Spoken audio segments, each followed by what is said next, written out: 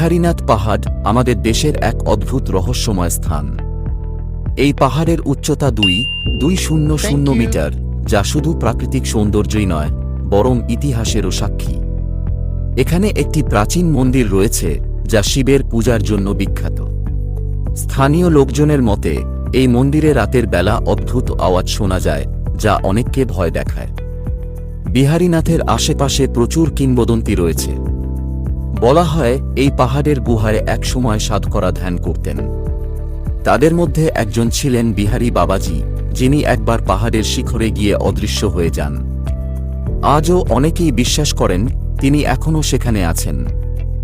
এছাড়া পাহাড়ের চারপাশে বিস্তৃত বনাঞ্চল এবং বিরল প্রজাতির প্রাণী দেখা যায়।